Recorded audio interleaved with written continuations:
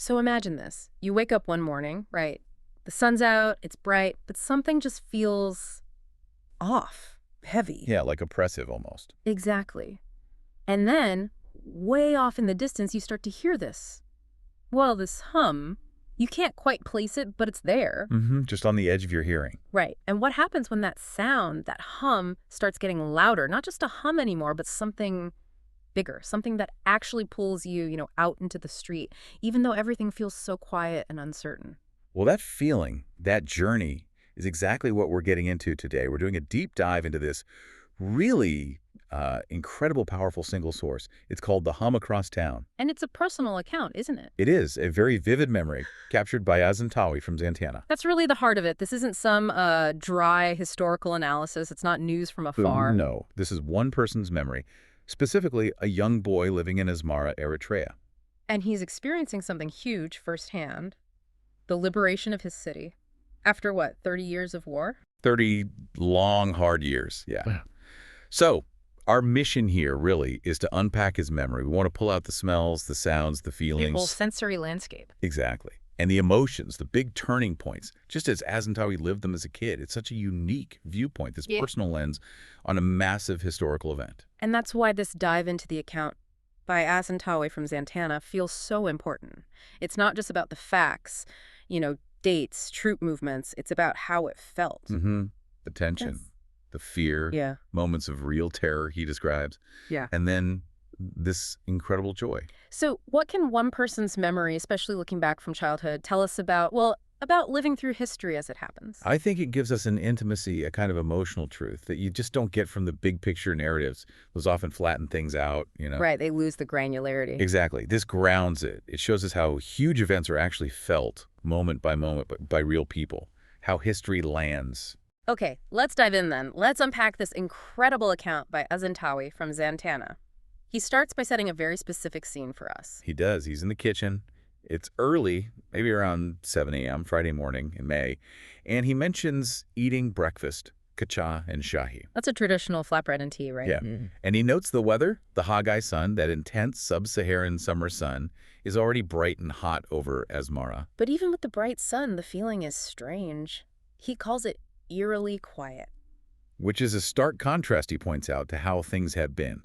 The weeks and days before were apparently full of these muted whispers and quiet chatter everywhere among our neighbors. So there was this constant buzz of low-key anxiety, people talking quietly. Precisely. And that buzz was a reaction to the sounds of conflict creeping closer.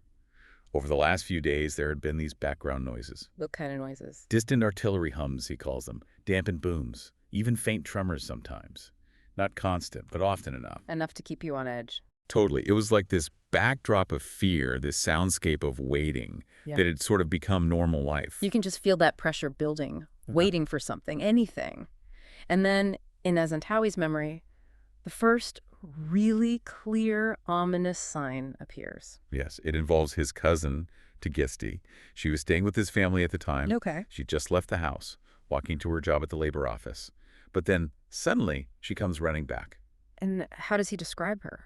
Clearly shaken up, gasping for breath. And she just blurts out, "Soldiers." Soldiers? Where? On the main road, the one heading towards Karen.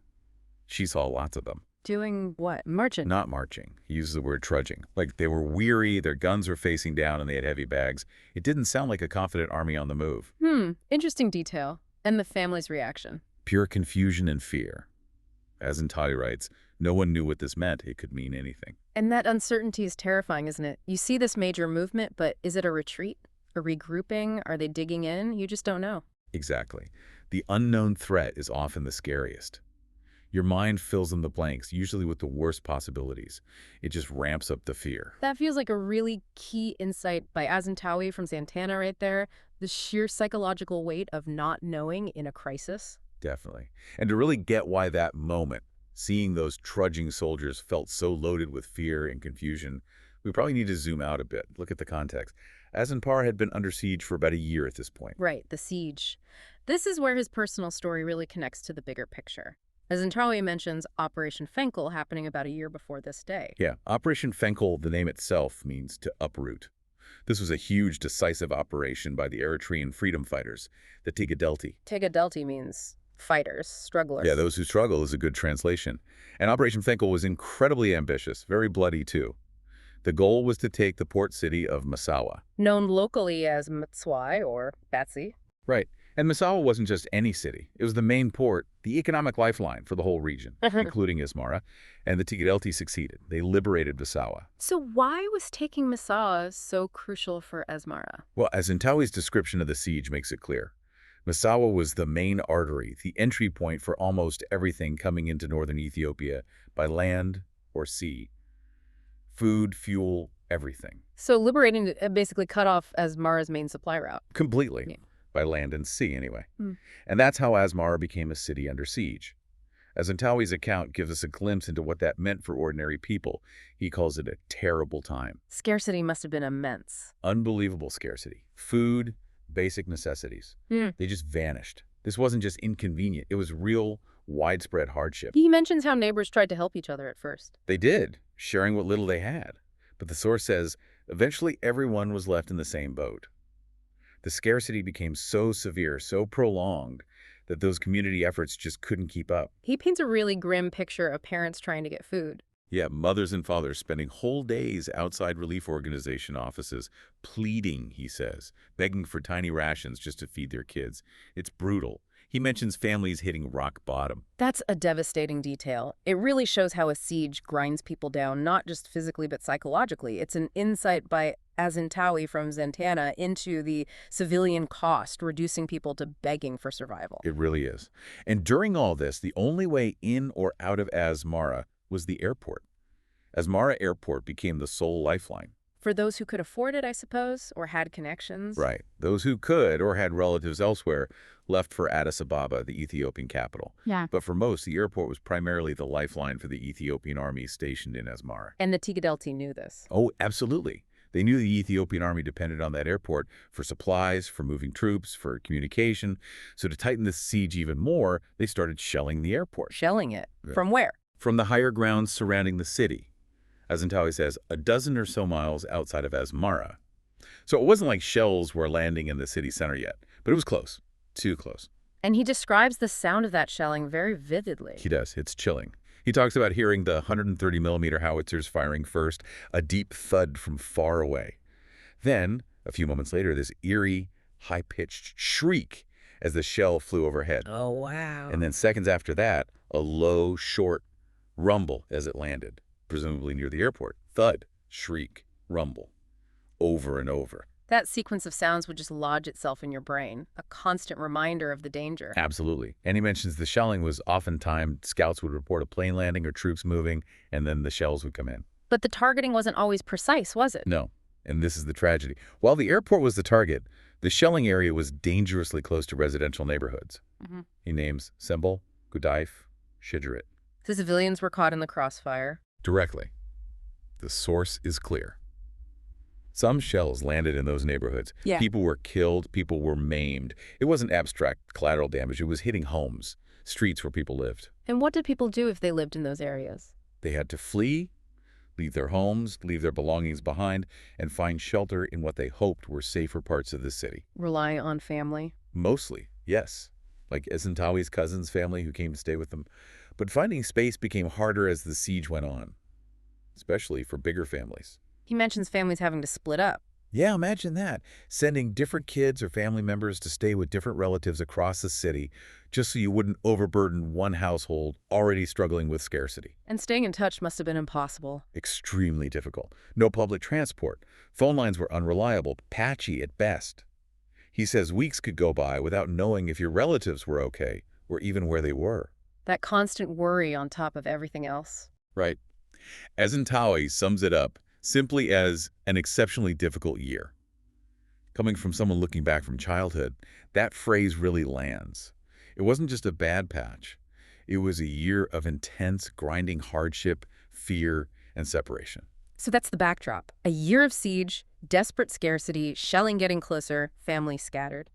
Now, Azentawi brings us back to the week just before that specific Friday morning he started with. This is when the Tegadelti launched the final push towards Asmara itself. The beginning of the end, essentially. Where did that start? The first major battles were south of the city, around the town of Dikmehar, about 20 miles away, he estimates. Still distant, but the sounds must have carried. Oh, yes. The heavy artillery fire from that battlefield started reaching Asmara, and it got closer and closer, louder and louder by the day, according to the account. That must have ramped up the tension even more. Unbearably so. He said it kept everyone on an even higher edge, day and night. It was the sound of the war finally arriving at the city gates, but nobody knew exactly what that meant for them inside. And this forced people to think about some truly terrifying possibilities, didn't it? Absolutely. Would the fighting spill into Asmara's streets? Would the city itself become a battlefield? Could the tegadelti actually take the city, or would they be pushed back again like in '77? That was a fear, a historical echo. And fears about the retreating army, too. Huge fears about that. If the tegadelti did enter, would the Ethiopian soldiers fight destructively? Would they lash out at civilians in their final moments, as occupying armies sometimes do? What was safe? Was anywhere truly safe? Just this constant mental calculation of risk. Exactly. But Azentawi captures something else too, a real paradox in how the adults were feeling. They were incredibly tense and worried, obviously, but there was also this undercurrent of excitement, a powerful, hopeful excitement. Excitement amidst all that fear. Yes, because the battle getting closer also meant the possibility of liberation was getting closer. And for many, many families, it meant the chance, after years, maybe decades, of seeing their children, their siblings, again, those who had left to join the tegadelti, the liberation front. Ah, the hope of reunification. Exactly. That hope, mixed with the hope for freedom itself, was incredibly potent. It had sustained people for so long. But even then, Azentawi notes, the fear was tangled up with the hope. Always. He mentions parents wondering, would my brother make it home or could my daughter have fallen? The joy of potential victory couldn't be separated from the knowledge of the immense sacrifices made over 30 years. That's such a profound insight. By Zantawi from Zantana, showing how complex liberation feels on the ground. Joy, grief, fear, hope, all churning together. It really humanizes it, takes it beyond just politics or military strategy. Okay, so that sets the stage. This incredibly intense buildup, years of occupation, a year of siege, then days of hearing the battle draw closer, filled with this mix of dread and fragile hope. Then, on that specific Friday morning, things start shifting fast, starting with something really shocking. Yeah, his aunt, Mama Nchisti, she comes back to the house from Kidane Merit Orthodox Church. It was a special day at the church. It was May 16th, the patron saint's day. So she'd gone early to pray, but she comes back visibly really upset, disturbed. And the family gathers around her. Naturally, anxious. Oh, What happened? amazing. She described seeing an Ethiopian soldier right outside the church compound. He apparently wrapped an Ethiopian flag around his head, was muttering something like Mother Ethiopia. Okay. And then Azentawi says the horror was clear on his aunt's face as she told him. The soldier put the muzzle of his Kalashnikov rifle into his mouth and shot himself, dead. Oh my God. Right there, outside the church. Right there. An incredibly violent, desperate act for anyone to witness, let alone during this time of peak tension. How did the family react to hearing this? Azentawi writes, everyone was left staring at each other. What was happening? That individual act of despair by an occupying soldier, witnessed by a civilian, it was a powerful, undeniable signal that the regime's control, its morale, was crumbling from within. It's another sharp insight by Azentawi from Zantana, isn't it? That sometimes the cracks in the system show up first in these awful personal tragedies, not in official statements. Exactly. A sign of psychological collapse. And then after that shock comes something that sounds at first like straightforwardly good news. Right. Someone in the house finally tunes in to the local Ethiopian radio station. Azentawi notes they'd mostly been ignoring it, trying to catch the tegadelti station, Dimsi Hafash, the voice of the masses. Understandable. They wanted the other side's perspective. But this time, they listened to the local Ethiopian broadcast, and after some static, it comes through clear. The announcer identifies himself. He's a general, in charge of the 2nd Ethiopian Revolutionary Army in Asmara. The commander himself, what did he say? A bombshell announcement. He says that they, the Ethiopian forces there, will lay down their arms unilaterally. Wow, just like that, a surrender. A unilateral capitulation. And crucially, he adds a line saying they wouldn't be responsible for any destruction or bloodshed if the EPLF, the Eritrean People's Liberation Front, didn't accept their surrender. Okay, so on the surface, that sounds amazing, like the fighting might actually stop before it hits the city streets. Exactly. Azentawi writes, it was good news. Everyone was relieved. That initial wave of relief must have been huge.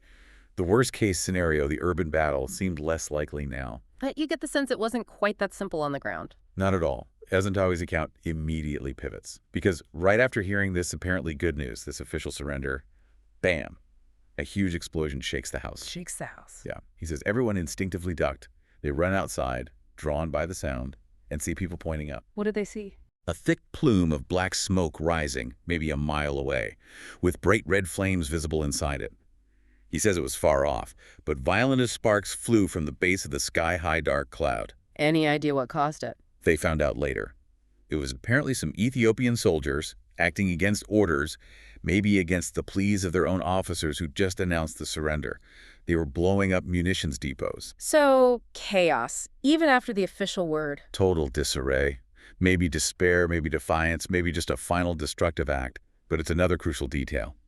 By Azentawi from Zantana, showing the gap between official announcements and the messy reality.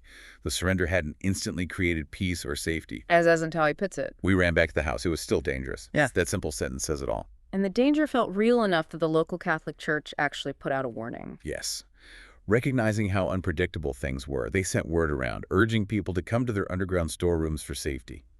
Church basements, crypts, they often doubled as shelters. And many people did go. Did Azentawi's family go? No, it sounds like they stayed put, but neighbors came over. They all hunkered down together, parents and children huddled together. It's this image of seeking safety in immediate community in the family unit. And in that moment of fear, huddled together. His mother asked everyone to pray. And they did, turning to faith, to shared ritual, in a moment of extreme stress and uncertainty. So after the explosion, after the prayers, after hunkering down, what came next? Silence. Just quiet. But not a peaceful quiet. Yeah. Azentawi calls it an eerie, strange silence, a tense quiet. He describes the feeling as being in limbo. Waiting again. Exactly. Time slows right down. An hour went by, another came and went. It just stretches out when you're in that state. And the city itself. Completely still. Neighbors were either in the church bunkers or locked inside their homes, afraid to go out, afraid to make noise. No cars, nothing. Like the whole city was holding its breath. And what was the fear behind the silence? Azentawi reflects on it. Who could be prowling outside? A disillusioned or rogue soldier, maybe. The fear wasn't necessarily of organized fighting anymore, but of unpredictable individuals, remnants of the collapsed authority, acting out. And this leads him to reflect on this idea of a vacuum, doesn't it? It does. Looking back, he describes this feeling of emptiness when the old power structure is gone, but the new one hasn't fully taken hold, when nobody quite knows who's in charge. And he sees danger in that vacuum. Profound danger. He writes about how it can intoxicate people, lead to unrestrained fantasies, looting, settling scores, acting with impunity because accountability seems suspended. He calls it a kind of regression. That's a remarkably deep reflection by Azentawi from Zantana, drawing a philosophical point from that childhood feeling of vulnerability. It really is. He contrasts it with how nature fills gaps quickly, but for humans, especially the timid and helpless hiding inside, that vacuum is terrifying. All you can do is pray for it to pass quickly. It felt like a lifetime, he says, that agonizing slowness of fearful waiting. That period of silence, the vacuum, it's often skipped over in history books, but his account shows how psychologically intense it must have been. Absolutely. Who's in charge? What's next? Is it really over? And then, after that heavy, oppressive silence has gripped the city for what feels like forever, something breaks through. A sound. A hum. A hum. Just like the title of the piece. Exactly. Yeah. At first, he says, it's very faint, coming from far away. But noticeable because everything else is so quiet. Undisturbed, yeah. You can pick it out. And crucially, it's getting louder, slowly, steadily growing. What do they do inside the house? People start looking up, looking around, trying to place it. Where's it coming from? What is it? And the kids can't stay put. Nope. That restlessness, that curiosity takes over. Right. Azentawi and some others go outside into the back of the house to try and hear it better. And can they locate it? They can hear it more clearly now. It seems to be coming from the direction of the city center. He estimates about a mile or two to the southeast. And does he try to figure out what it is? He does, using his kid logic based on the day's events. He thinks, well, that's the direction the Ethiopian soldiers were seen earlier. Maybe it's them leaving. Or something related to their departure. Trying to connect the dots with the limited information he has. The very human detail. By Azentawi from Zantana, how we try to build explanations, even if they turn out to be wrong, based on our immediate experiences. And then that sound, that growing hum, it just pulls him, doesn't it? Completely. He describes just finding himself out in the street, needing to follow it to find the source. Does he worry about safety? He shows some caution. He deliberately avoids the main road where he saw the soldiers earlier, instead running through smaller neighborhood streets and alleys. So the fear isn't totally gone. But the pull of the sound is stronger. Overwhelmingly stronger. He includes this striking detail. I didn't check where my little brother was, nor did I check with anyone in the family. I just ran. Wow. That really captures the moment. Everything else just falls away. It speaks volumes about how compelling that sound must have been, how much it represented a break from the fear and silence, this raw, childlike impulse to discover. So he's running through the back streets. Then what? He eventually reaches the main road again, closer to the city center. Yeah. And he sees he's not the only one. Other people are also running, drawn by the same sound, which is now significantly louder. And he joins them. He joins this spontaneous stream of people all running together towards the heart of the hum. He starts naming landmarks as he runs. Yeah, it maps his journey into the city, past the Sichuan Catholic Church, over the Mai Bella Bridge. He sees the Asmara Stadium Cicero 80 on his left, farm fields on his right. And all the while, the sound. Getting louder, consistently louder. The hum got louder, he repeats. It's this steady crescendo pulling him forward. Until he gets close to another big landmark, the Catholic Church of Heroes, Quaddus Yosef. And right around there, something clicks in his mind. He recognizes the sound. I knew what it was, he writes. What did he recognize it as? He connects it to something familiar, something exciting from before the siege. The sound of the crowd at football matches. At Asmara Stadium, watching the local teams. Ah, the roar of the crowd. Exactly. He remembers that specific sound, a huge burst of roar that traveled distances whenever a goal was scored. And this hum sounded like that. From a distance, yes. But here's the difference, he notes. The football roar was a burst. It peaked and faded. This sound, it just kept growing. It was an ever-growing, engulfing, continuous wave of sound, like a roar that never stopped building. Yeah, it sounds intense. He describes the intensity as electrifying as he runs past a mobile gas station, the Cerberoma mineral water factory. He's not just hearing it now, he's feeling the energy. And importantly, he identifies the feeling of the sound at this point. Yes, this is crucial. It wasn't just loud, it was distinctively a joyous sound. So the mystery shifts. It's not what is that noise, but what is causing this joy. Precisely. The fear, the uncertainty that dominated the day, it starts melting away, replaced by this powerful anticipation, an elation almost. One couldn't wait to see what had gotten into the people that were making the noise, he says. The dread is gone. Now it's pure, eager curiosity pulling him towards this center of communal joy. Okay, so he's getting really close now, following this incredible, joyous wave of sound. He's nearing the end of his run. He describes being near the gate of the TB clinic, Samba Nakersa. Forto Hill is on his right. The road curves sharply left up ahead, with McCann Jenna Hospital at the dead end. And the sound is deafening now. Deafening shearing, he says. Thousands of people. Just around that bend. He can feel how close he is. And then something else happens, something physical. Yes. Suddenly the sound changes slightly. All of a sudden, he writes, the tide of noise had a rumble in it. A rumble. Like the ground was shaking? It wasn't just sound hitting his ears anymore. It was a physical vibration. He must have hesitated then. What was that? He says he did, just for a second. Unsure what this new element was, until it appeared around the bend, rolling down like an avalanche to swallow me whole. The source of the hum, the source of the roar. The source of the rumble. And his reaction is just pure awe. What a sight. He says it's something that will stay with him forever. This is the climax of his journey, the revelation. How does he describe it? What was the sight? He uses this amazing, unexpected analogy. He says it looked like a giant, fully bloomed, round dahlia flower. A flower, a dahlia, how? He explains it. Every single petal of this giant moving flower was a person, a cheering young human. So a mass of people clustered together like petals. Exactly, and was at the center of this human dahlia, what was underneath this moving mass of ecstatic people. What was it? A tank. A Russian T-55 tank. A tank covered in people. Completely covered. People singing, cheering, clinging on top of it and on top of each other. You couldn't even see the tank itself. Barely. He says only the moving tracks and the gun barrels sticking out were really recognizable. The rest, the entire hull, the turret, everything was just completely covered by ecstatic and blissful human beings. It's such a vivid image, the sheer density of the joy, the people literally overwhelming the machine. But amidst all that chaos, that ecstasy, Azentawi notices something else. He does. Even as a young boy, his eye catches a contrast. He makes out one or two figures on the tank who aren't caught up in the wild celebration. Who are they? How are they different? They have controlled emotions, he says. They seem intensely aware of the situation, their eyes focused, studying the road ahead with intent. Dressed like soldiers. Yes. Khakis, tankers' helmets, and their look.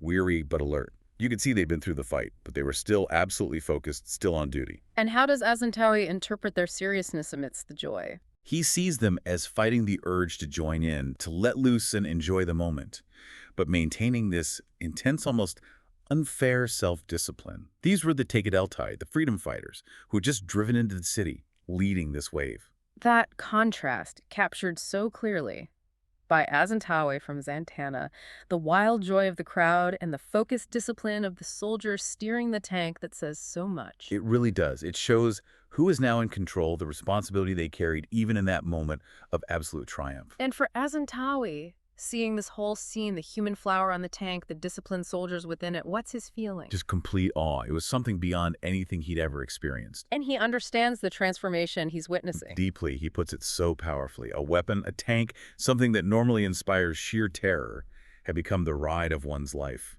a vehicle of joy. And the reason for that transformation, he nails it. The core insight by Azentawi from Zantana is right here, because of who is steering them now. The object itself hadn't changed, but its meaning, its symbolism, was completely flipped because the liberators were now in control, embraced by the people. The symbol of oppression became the symbol of freedom, literally carried by the people. In an instant. For Azentawi, seeing those tegadelti soldiers arrive on that tank, swarmed by the cheering crowds, it meant everything had changed. His account basically ends on that feeling. We knew it was going to be different from here on. Tegadelti are here. Everything else, the fear, the uncertainty, just blurred away, he writes. I was in the fold. I was in the hum. He became part of it. Wow. And that's where this amazing personal story by Azentawi from Zantana concludes. It's taken us all the way from that tense, quiet morning through fear, shock, silence, the growing hum, and finally to this unforgettable, almost surreal image of liberation.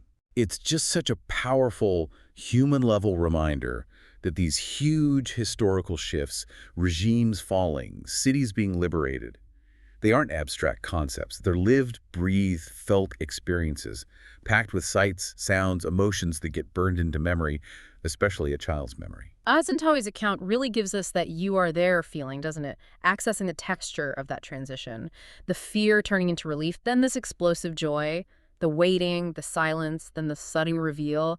These feel like universal parts of big moments of change. Absolutely. It shows us history isn't just battles and dates. It's woven from millions of individual stories like this one. And underlines the value of finding and listening to those stories, like this one by Azentawi from Zantana. They give us the ground truth, the feeling that the official histories sometimes miss. Couldn't agree more. So as we finish this deep dive into Azentawi's memory, let's just hold on to that final image he leaves us with, that tank. A machine of war, utterly transformed into a vehicle of joy, covered, carried by the people it might once have terrorized. What does that symbol, that transformation driven by who was steering, tell us about resilience, about hope, about what liberation can look and feel like? It's incredibly powerful, and it makes you wonder, doesn't it? What symbols of power or oppression exist in our world today that might one day be completely redefined, turned into something joyous, something carried by the people, simply because of a shift in who holds the steering wheel?